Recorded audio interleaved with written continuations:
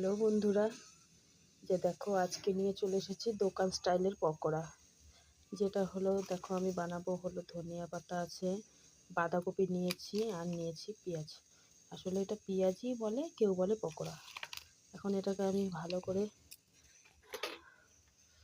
লবণ দিয়ে করে নেব, চটকে নেব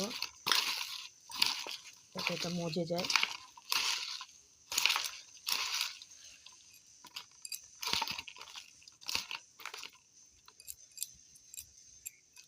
তারপর এর মধ্যে নিয়ে নেব হলুদ গুঁড়ো,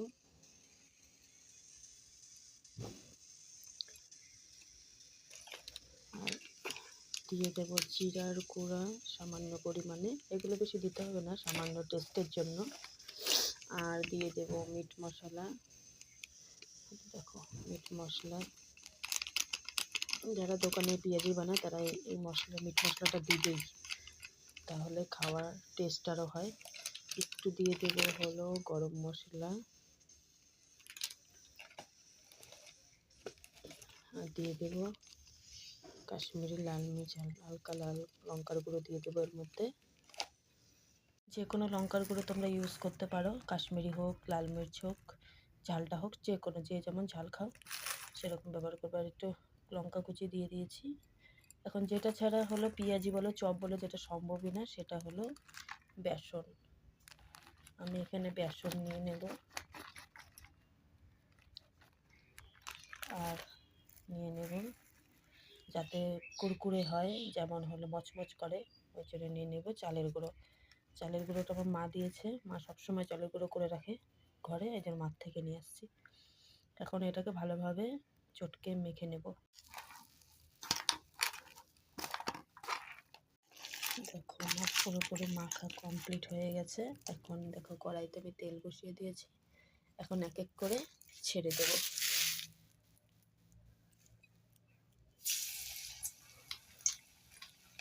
দোকানে তো ছোটো ছোটো করে, আমি যেহেতু ঘরের জন্য একটু বড় বড়ই করে রাখবো।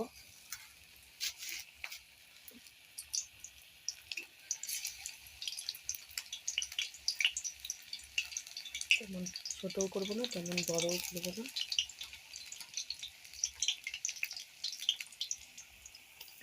তোমরাও চাইলে এটা বানাতে পারো, তোমাদেরকে বলে দিলাম। টেস্ট করে দেখো, এই মশলাগুলো দিবে, বিশেষ করে মিট মশলাটা দিবে, তাহলে পেঁয়াজির টেস্টটা আরও বেড়ে যায়, চপ পেঁয়াজির।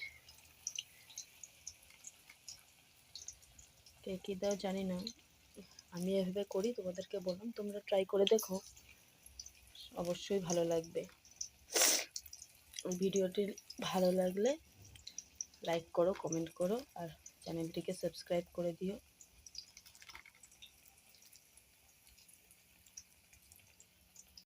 দেখি উল্টে এক পাশ হয়েছে কিনা।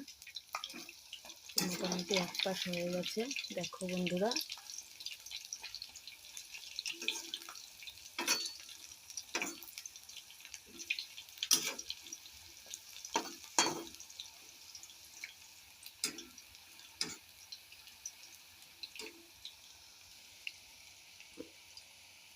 দেখো পুরোপুরি হয়ে গেছে, এখন এগুলোকে আমি নামিয়ে নেব।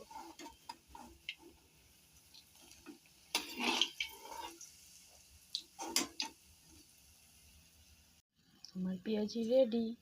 ভিডিওটি কেমন লাগলো কমেন্ট করে জানিও, ভালো লাগলে লাইক কমেন্ট শেয়ার করে দিও। বাই।